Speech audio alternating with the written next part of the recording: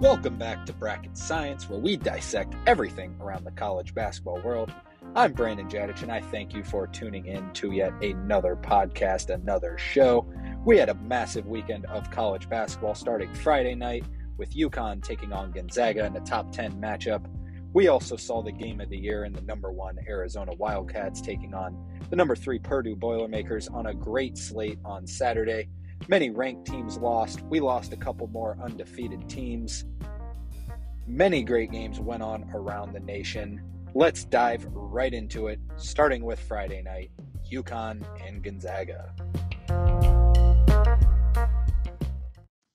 This game was played in Seattle, Washington, which was essentially a home game for Gonzaga, but UConn was absolutely way too much for Gonzaga. Gonzaga just not on UConn's level. Gonzaga got beat 63-76, restarting UConn's double-digit win streak by non-conference opponents, even against a number 10 team in the nation in Gonzaga.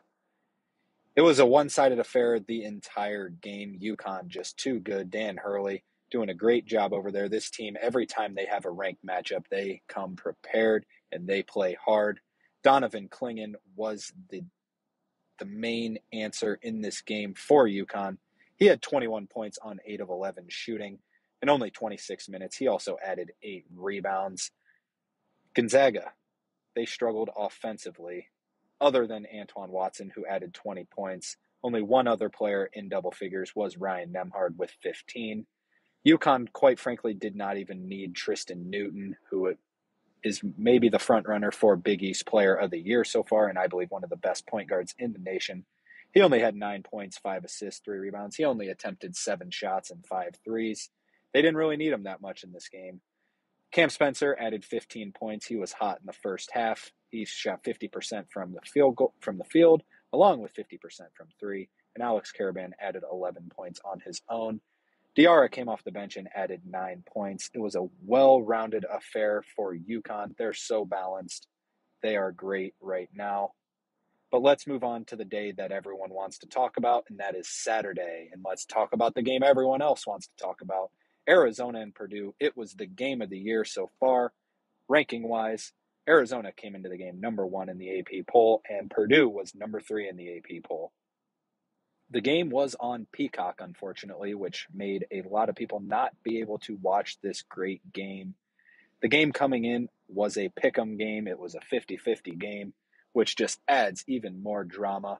The game was in Indianapolis, and it was about 90% Purdue fans there. And Purdue won the game 92-84. The game lived up to every single bit of hype that it had. Arizona, quite frankly, did not. They played the game that they wanted to play, and Purdue just beat them at it. They outscored them, obviously a high-scoring affair, 92-84. The defense was good for Arizona late in the second half. Purdue got off to a huge lead in the second half. They were up by 17, and then Arizona's defense actually got them back into it. But this defense still gave up 92 points. And it is understandable giving up 92 points to a Zach Edey team. He is so good inside. He's not just a big body. He has a ton of talent. His right hooks, his left hooks, everything. He has such soft touch. He is a well put together player. In this game, he had 22 points and 9 rebounds. But the story was Braden Smith and Fletcher Loyer. They showed out in this game. Fletcher Loyer was their leading scorer with 27 points. He was 11 of 18 from the field and 5 of 9 from deep. He had a huge night, along with Braden Smith adding 26 points on 9 of 15 shooting and 4 of 7 from 3. Braden Smith is turning into a star in front of our own eyes. Purdue looked great in this game. Arizona, on the other hand, we talked last show about how just talented and how well balanced this team is. It didn't really show in this game. They had 4 players in double figures. They were led by Caleb Love. He had 29 points. He looked great. He knocked down 4 threes, and he essentially kept them in the game. Pelle Larsson had 10 points. He had a lot of turnovers. He had four or five turnovers. He played okay. He was outmatched by Fletcher Loyer without a doubt. Keyshawn Johnson had 24 points, and Omar Ballo had 13 points against Zach Edey. The main story was Krivas only playing 6 minutes in this game off the bench. Montages Krivas a 7'2" freshman. You would think he would have matched up well with Zach Edey, but that's not what Tommy Lloyd thought. But anyways, Purdue ended up winning the game by 8. Arizona continues to struggle in these big games, and I understand they have beat Duke this year at Duke, which was definitely a big win. But this Duke team, just quite frankly, has not been as good as we expected them. They played Duke when they were struggling. They beat Michigan State by 6 in a pretty close game in the heart of Michigan State struggles. And yes, they did beat Wisconsin by 25, that blowout game. That was in Arizona, and Arizona was so hyped up as they were amped up for that game in their home stadium with the number 1 ranking. We know they lost to Princeton last year in the first round, and they even lost that rivalry game to Arizona State last year, which was on a half-court heave, which ended up beating Arizona in this rivalry game. But they essentially just have not won the big games yet. Tommy Lloyd has won a lot of games there since he came in, but he needs to win these big games. We know how talented this team is. I hope they do not fail again this year. I don't think they will. I think this team is too good, too much talent, but they need to get over this hump and start winning the big games. But otherwise, just a fantastic win for Purdue. Purdue may regain the number 1 in the AP poll. We'll discuss that in a little bit, right after we talk about the first game on CBS yesterday, which was number 2 Kansas visiting Assembly Hall and Indiana. Kansas was favored by 7.5 in this game, and Kansas was down big in the second half. They were down 48-37. It looked like it was going to be a massive win for this Indiana Hoosiers squad, who desperately need a win in hopes of making an at-large bid in the NCAA tournament. And Kansas came back all the way and beat them 75-71. Nothing can seem to go right for this Indiana team. They dropped to 7-3 on the year, and quite frankly do not have any good wins. They beat Michigan, who has not looked very good this year. But anyways, it was a great win for Kansas. Kansas was led by Kevin McCullough once again, 21 points, only on 3 of 11 shooting, but he had a great day from the free throw line. And Hunter Dickinson is just a monster, 17 points, 14 rebounds against Khalil Ware, who is one of the premier shot blockers in college basketball. Khalil Ware did have 11 points and 15 rebounds, but his 11 points came on 3 of 12 shooting, which is pretty rough for a 7-foot center. Trey Galloway for Indiana had a career-high 28 points on 12 of 17 shooting. He looked really good, but Indiana could not take down Kansas even in their home environment. So this leads to the question of, will Kansas take over the number 1 spot, or will Purdue? Kansas is number 2 right now. Purdue is number 3 currently. It's a good win for Kansas, but obviously Purdue's win is a little better, even though Purdue was at essentially a home game. The game was in Indianapolis. They played together in the Maui Invitational. They didn't get to play against each other. Kansas lost to Marquette by 14, and Purdue ended up winning that tournament. I would definitely lean more towards Purdue being the number 1 seed. I think their AP would lean more towards Kansas just because they're the number 2 team and they got a good win. I hope they put Purdue. I think it's going to be Kansas. Purdue's lone loss was against Northwestern on an away at a road environment. Kansas's was a neutral site against Marquette in their loss. We'll see how it goes down. I personally, in this new AP poll, would go Purdue, Kansas, then Arizona 3rd, and then Houston 4th, and UConn 5th. We'll talk about Houston here in a bit. Those top 5 teams are so interchangeable. If they were to throw UConn at number 1 right now, I don't see how anyone could even argue it. These teams are so good, the top 5. Let's move on to the second game on CBS. Actually, make it the 3rd game on CBS. It was the second game of the CBS Sports Classic, but it was number 14 Kentucky taking on number 9 North Carolina. And this was just a great basketball game, as we seem to see every year from North Carolina and Kentucky. Every time they match up, something incredible is going to happen. And Kentucky ended up winning the game 87-83. Kentucky was underdogs coming in, although both teams were 7-2 on the year. And Aaron Bradshaw is making his presence felt early. They just got him back. He had 12 points on 4 of 6 shooting. He had 4 fouls. He got into foul trouble early, but Armando Bacot could not score on him. Armando Bacot only finished with 9 points on 3 of 4 shooting. Aaron Bradshaw looks like a premier big man already. He knocked down a free throw at the end of the game. He also hit a huge 3 earlier in the game. This Kentucky team is really starting to come together. Every time they play a good opponent, they show up. They're very inexperienced, so they're going to lose a few games that they shouldn't lose. But this is a great win against a good North Carolina team. They're very spread out scoring-wise. We talked in the last show about not relying on Reed Sheppard too much, and they didn't. Reed Sheppard still efficient, as always, 11 points, 6 rebounds on 4 and 9 shooting. But their scoring came from everywhere. 7 of their players actually had 8 or more points. Very spread out. I love this Kentucky team. John Calipari really seems to like this Kentucky team. Every press conference, all he does is praise his players and how mature they are for how inexperienced they are. Good win for Kentucky. Expect them to move up pretty high in the AP poll. Now let's talk about the game that surprised a lot of people. It was Baylor visiting Michigan State, a 4-5 Michigan State team coming into this game. Baylor came into the game undefeated, one of the undefeated teams left, and Michigan State just blew them out. It was a no-doubter.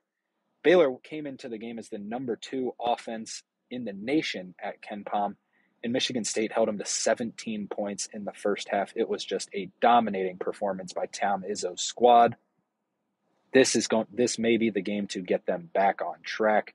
They needed this win bad. They fell out of everyone's bracketology. They're still probably not in at 5-5 on the year, but this is something to build on. Tyson Walker had 25 points, 9 of 16 shooting, and 4 of 4 from deep. He looked like a All-American caliber player, and only 2 players on Baylor scored in double figures. Ray J. Dennis had 11, and the center Missy also had 11 points. Great win there for Michigan State. Baylor suffers their first loss on the year. Let's move on to another undefeated team as number 4 Houston took on Texas A&M. Houston got off to a huge lead in this game early, but Texas A&M fought back, and credit to them and credit to Wade Taylor. He got blazing hot in the second half. He finished with 34 points, but it wasn't enough. Houston beat them 70-66. Houston now moves to 11-0 on the year. Wade Taylor, with his 34 points, was the only player on Texas A&M with more than 10 points. He had more than half of their points. Texas A&M's got to figure out to get some scoring from somewhere else. LJ Cryer had 17 points. Sharp had 21. Jamal Shed had 12 and played great defense as usual. He also added 8 assists. Houston, the computers love them. They're undefeated. Watch out for the Cougars this year. Another undefeated team was in action at 3 o'clock as number 13 Clemson visited Memphis in a tough environment. This game was on ESPN Plus because of all of the college bowl games, the college football games, and just that shows how good this slate was. Clemson and Memphis on ESPN Plus. Insane. But Clemson got beat by Memphis 79-77. This is Clemson's first loss of the year. This is a game where Memphis was favored by 3.5, and Clemson, quite frankly, could have easily won this game. It just shows a lot about this squad. PJ Hall had 21 points for Clemson, but the game was won by David Jones. He had 22 points, 6 rebounds. He is so good for this Memphis team. Dandridge had a rough game. He only had 4 points. He had 9 rebounds. Javon Quinterly added 17 points. Clemson, I think they are going to be just fine, and Memphis looks like a team that can very much win the American Athletic Conference. They will give FAU everything they can handle. That I see that conference as being 50-50 on who's going to win that conference. Good win for Memphis. First loss for Clemson. Let's move on to the first game of the CBS Sports Classic, the second game that took place on CBS. It followed right after Indiana and Kansas. It was UCLA and Ohio State, kind of the prequel for the Kentucky-North Carolina game, as both teams were unranked. But Ohio State beat them 67-60 in a very, very rough watch of a basketball game. This game did not look great, but Ohio State ended up winning this game. They moved to 9-2. UCLA now 5-4 on the year. I've watched quite a few UCLA games, and every time, quite frankly, they are just ugly, an ugly basketball team to watch. They play good defense, which doesn't help with how good the game looks, I guess, in a way. But UCLA is not off to a good start right now. Adem Bona had 12 points. Shelvin Mack had 14 for UCLA. But Roddy Gale Jr. was the story for Ohio State. He had 19 points on 6 of 11 shooting. Bruce Thornton added 13. Jamison Battle added 14. Good win for Chris Holtman's squad there. They're 9-2 on the year, and they were sub 500 last year. Big steps for this Chris Holtman team. I have Ohio State as a 7 seed right now. I think that's where they'll end up come March Madness too. I think they're showing exactly what caliber team they are right now as a 7 seed. The late game of the night, the high-scoring game of what we expected. Alabama at number 8, Creighton. Creighton coming off that loss at UNLV, a very tough loss there. And this game was high-scoring. It might not have been as high-scoring as we imagined. Creighton won 85-82, and this was a great game to watch all around. Both teams are very good. Alabama has suffered some close losses. You start to feel for them. They had foul trouble coming down the stretch, and Mark Sears actually had a shot from just inside half court that went halfway down. It was like a 360 lip out. For all my golfers out there, it was a horseshoe lip out. It was halfway down, could have sent it to overtime, but Creighton ended up winning the game 85-82. Trey Alexander had a big night. He had 22 points. Bailey Shireman added 29 and 6. And Ryan Kalkbrenner had 19 and 8. Kalkbrenner had 17 points in the second half. Creighton looked like an elite level team, even after suffering that loss against UNLV. Alabama now drops to 6-4 on the year, but they have suffered some close losses. I hope this team makes the tournament right now. They're right on the bubble, probably right around a first 4 team as of right now. We haven't done our bracketology yet, but that's where I'm expecting them to be. Maybe first 4 out, maybe next 4 in. We'll see how their resume stacks up against other bubble teams. I like this Alabama team. I hope they can get it together because they really know how to score the ball. If they can play a little bit of defense, watch out for Alabama. So those were the huge games that happened on Saturday. Let's talk about some other notable games. LSU visited Texas, and Texas beat them 96-85. This was big because it was Dylan Dessou, one of Texas's most important players last year. This was his first game back, and he had a big game already, coming off the bench and scoring 17 points. He was 9-9 from the free throw line. Texas makes a giant step when they have Dylan Dessou on the floor. Good win for Texas there. At 4 o'clock was FAU, number 15 team in the country. They took on St. Bonaventure, and FAU beat them 64-54. And this St. Bonaventure team is no slack. They're very veteran. They're very talented. Came into the game 7-2, but FAU handled the business there, winning by 10. A crosstown rivalry went on with Dayton visiting Cincinnati. Dayton is my favorite to win the A-10, and they looked the part coming into this game. They won 82-68 at Cincinnati in a tough environment. Dayton looked really good. I like Dayton to win the A-10, as I said. I have them as a 10 seed right now. We'll see how they keep going forward. They've only suffered 2 losses on the year. They're 8-2. Cincinnati now also drops to 8-2. Arizona State took on TCU. TCU was favored by 8 in this game, and it looked like there was absolutely no chance they were going to cover. Arizona State led at the half 30-26, and TCU ended up winning this game by 20. It was a crazy second half for this TCU team. They outscored them 53-29 in the second half. And TCU is a very talented team. They're 8-1 on the year. Watch out for the Horned Frogs. The final game of Saturday was North Carolina State at number 12, Tennessee. And Tennessee beat them 79-70 in a very close game. It was close throughout the entire game. The story was Dalton Knecht only had 2 points, so Tennessee scoring came from elsewhere, not Dalton Knecht. A few notable things happened on Sunday, nothing huge. Colgate visited Illinois, and Illinois took care of business. Expect Colgate to win the Patriot League, but this Illinois team is just too good. They won 74-57. Oregon took on Syracuse in a bubble game in South Dakota, and Syracuse blew them out 83-63. Oregon struggled to shoot from 3. The game of the day was USC visiting Auburn. Bronny James traveling to Auburn, and Auburn stayed red hot, taking care of USC 91-75. USC drops to 5-5 on the year. Very disappointing, especially with how good their guard play is. Watch out for Auburn. They are blazing hot Bruce Pearl squad.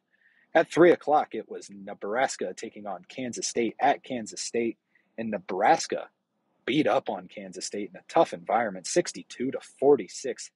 Held Kansas State to 46. Nebraska coming off that win against Michigan State, now beating Kansas State, making a serious case for an at-large bid. North Texas visited Mississippi State, and Mississippi State took care of business 72-54. Good win for Mississippi State there. And the final game was on ESPN as well, just like that USC-Auburn game. It was Seton Hall and Missouri, and Seton Hall beat them 93-87. It really wasn't even that close either. A good win for Seton Hall. A great slate of games this weekend.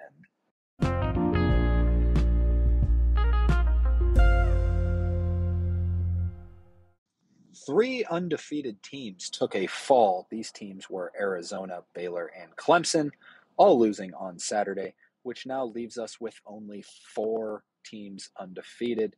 This is Houston, Oklahoma, Ole Miss, and James Madison. So let's talk about who we believe may have the best chance to go the longest undefeated and potentially even end the year undefeated going into March.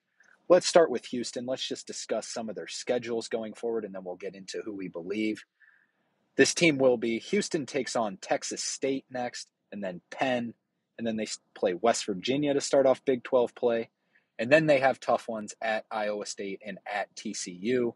Houston is the better team in these matchups, but these will most certainly be tough environments in Big 12 play. For James Madison takes on Coppin State, who is horrible. James Madison should win by 100. Morgan State, Texas State.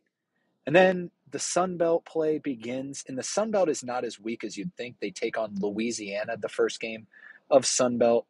They also have Appalachian State in their conference, but they do not take on them for a couple more weeks. So James Madison with a fairly easy schedule until they take on Louisiana. Ole Miss takes on Troy, Southern Miss, and then Bryant, that Bryant team that beat FAU, so something to watch out for there. But then they move into SEC play and play Tennessee in their fourth game in the schedule, where I expect them to lose this game for sure at Tennessee. That'll definitely be a tough environment, especially if they're undefeated and ranked going in. And for Oklahoma starts off with a tough one on Wednesday versus North Carolina in the Jumpman Invitational. If they were to squeak by North Carolina and win that game, they would have Central Arkansas and then Monmouth at home before starting Big 12 play, also with Iowa State and TCU, just like Houston. So what team has the best chance to go undefeated? Off of this list, I think it has to be James Madison. Coppin State, they should win by 100. Morgan State, they should beat. And Texas State is a solid program, but they should definitely take care of Texas State.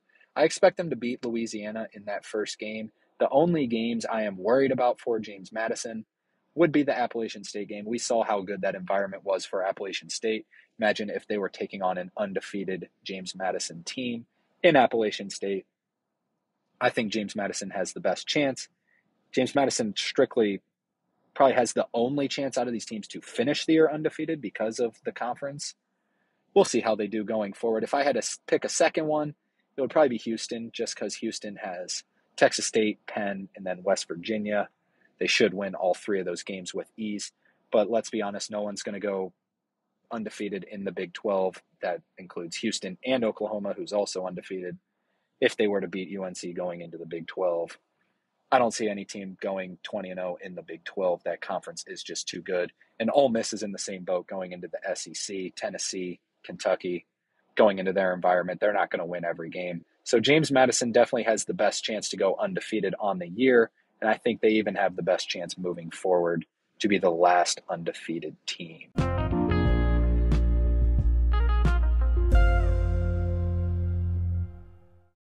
After the busy weekend of college basketball, let's talk about our new hierarchy of hoops, where we rate the top 32 teams in the nation.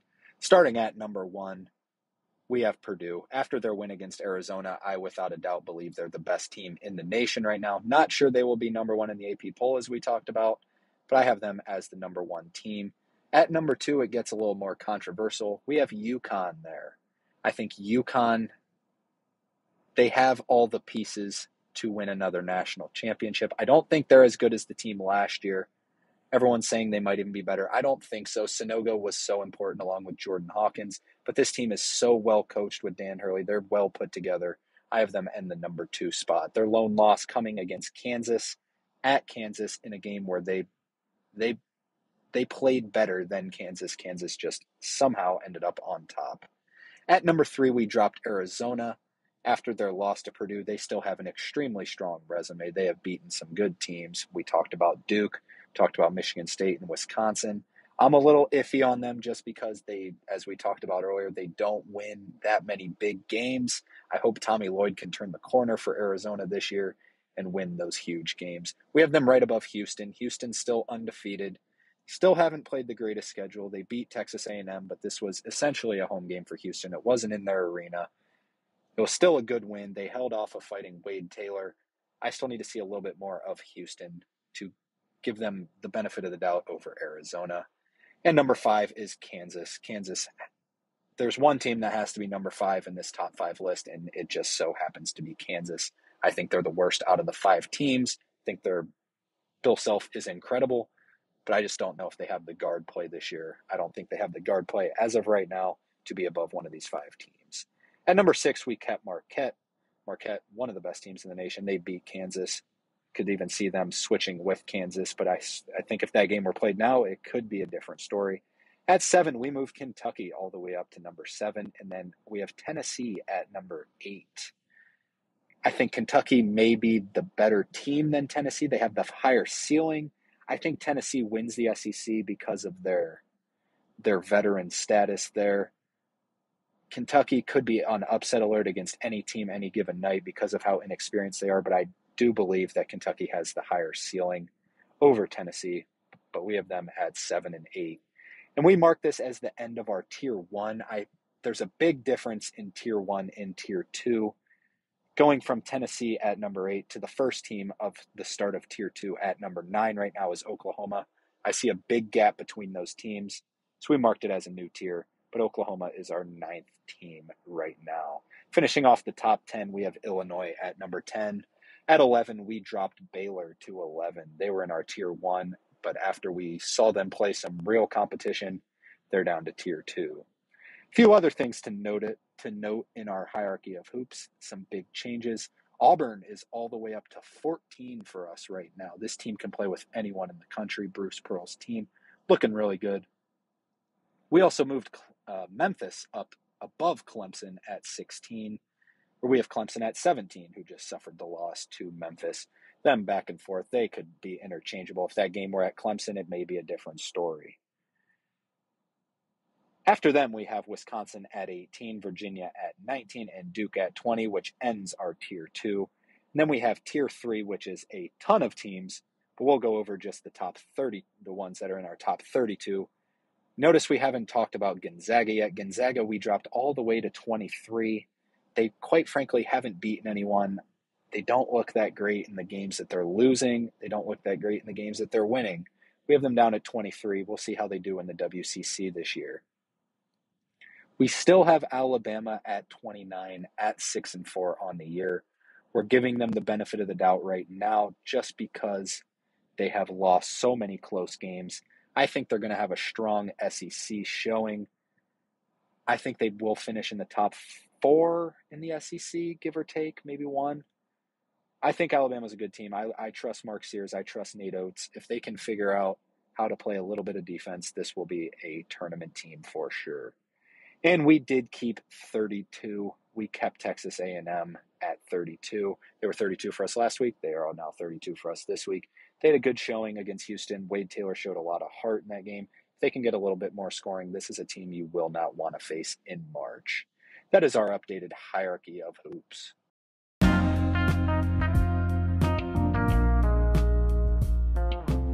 Let's talk about what is upcoming in college basketball. On Monday, absolutely nothing. No good games. Nothing to watch on Monday, unfortunately. But moving on to Tuesday, there are a few good games, starting with, as of right now, the number 22 team in the nation, Virginia, at Memphis. Memphis just beating Clemson. Memphis should be ranked later today when the AP poll comes out. So this will be a ranked-on-ranked matchup, I would guess. I hope Memphis is ranked. They deserved it. This will be a great game. A very fast team in Memphis, fast-paced team in Memphis versus slow-paced team. Tony Bennett's Virginia squad. Can't wait to watch that game. Also going on Tuesday is Florida at Michigan. 2 teams looking to make an at-large case. Juwan Howard is back coaching for Michigan. Florida, the record does not indicate how good this team is. We'll see how this game goes.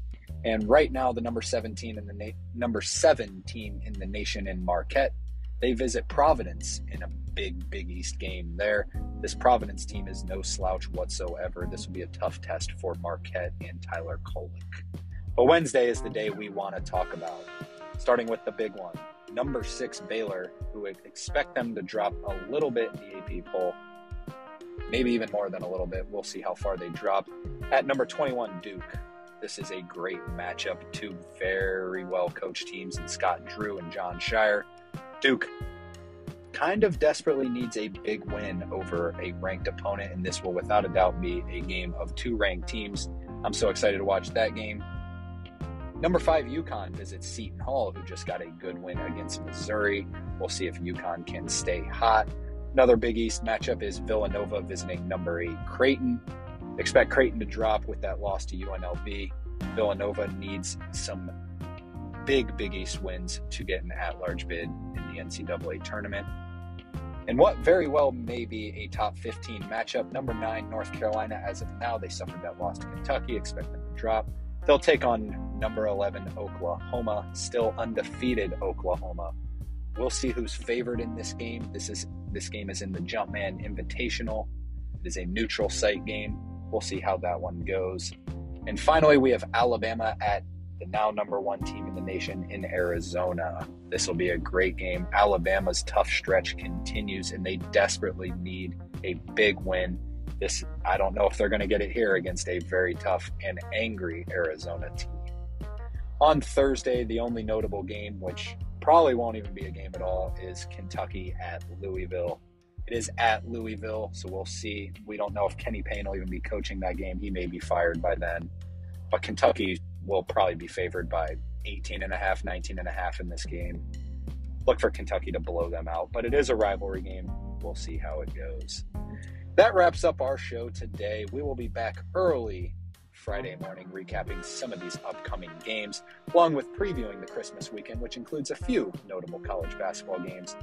Be sure to be on the lookout for our new bracketology, which will be coming out later this week. See how things have changed after this big weekend we just have. We'll post that on our Twitter at Bracket Science with 2 S's and on Facebook at Bracket Science, 2 words, along with our new website, bracketscience.weebly.com. We will be posting that bracketology everywhere. We'll talk about it on our next segment. It is kind of a slow week of college basketball, so we will spend a lot of time talking about our bracketology. We're going to be spending hours and hours putting together what the field will look like as of right now. As always, thank you so much for everyone for listening. Hope everyone has a great rest of their Monday and a great rest of their week. See you later.